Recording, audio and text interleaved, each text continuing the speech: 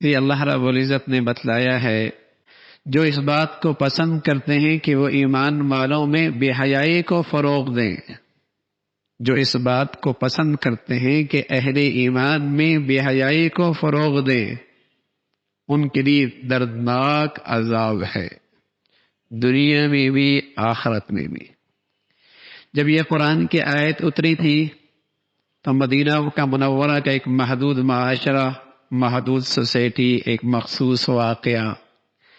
لیکن اس قرآن کی آیت کی تفسیر بہت وسیع۔ اگر آج کی دنیا دیکھی جائے، آج کی صحافت، آج کا ٹیلی ویژن، آج کا لٹریچر، آج کے میڈیا اور آج کے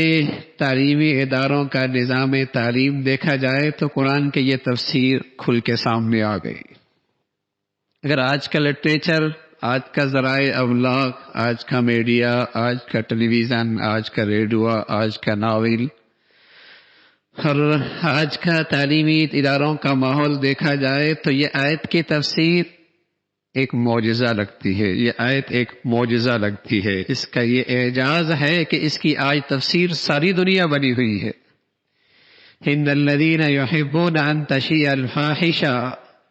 جو لوگ اس بات کو پسند کرتے ہیں کہ ایمان والوں میں وہ بے حیائی کو فروغ دیں۔ جب یہ آیت اتری تھی تو ایمان والوں نے بن دیکھے اس آیت پہ ایمان لایا تھا، بن دیکھے، ایک مخصوص واقعہ تھا لیکن اس کی تفسیر اس سے زیادہ وسعت رکھتی تھی۔ بن دیکھے اس آیت پر ایمان لایا، لیکن اب تو ہر گھر، ہر سوسائٹی، ہر بازار، ہر گلی کوچہ اس آیت کی تفسیر بنا ہوا ہے کہ قومی سیاست کے جلسے ہوں اور بدقسمتی سے نام نہاد مذہبی مجالس ہوں، وہاں بھی بے حیائی کو فروغ دینے کی شکلیں اختیار کی جائے۔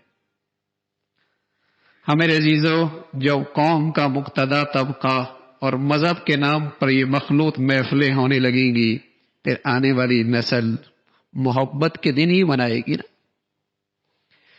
پھر اس نئی نسل کے اسکول کالجوں میں، یونیورسٹیوں میں محبت کے دن ہی منائے جائیں گے، حرام محبت، اور پھر اسے روز بروز فروغ دیا جائے گا ذرائع ابلاغ کے ذریعے۔ ان الذین یحبون ان تشیع الفاحشہ فی الذین آمنوا لهم عذاب علیم، کہ مسلمان معاشرے میں بے حیائی کو فروغ دینے والا، یہ مسلمان معاشرے کا دشمن ہے، یہ اسلامی سوسائٹی کا دشمن ہے، بلکہ سچ ہے یہ مسلمانوں کی ازواجی زندگی کا دشمن ہے، مسلمانوں کے خاندانی استحکام کا دشمن ہے۔ اس لیے کہ جس معاشرے میں بے حیائی فروغ پاتی ہے وہاں میاں بیوی کا اعتماد نہیں رہتا، وہاں بیٹا بھی باپ کا نہیں رہا کرتا اور بیٹیاں بھی ماؤں کی نہیں رہا کرتی، اور وہاں خاندانی استحکام بھی رخصت ہو جا کرتا ہے، بکھرنے لگتا ہے۔ تو اگر مسلمان معاشرے سے کوئی دشمنی کرنی ہے تو پھر اس معاشرے میں بے حیائی کو فروغ دے دو۔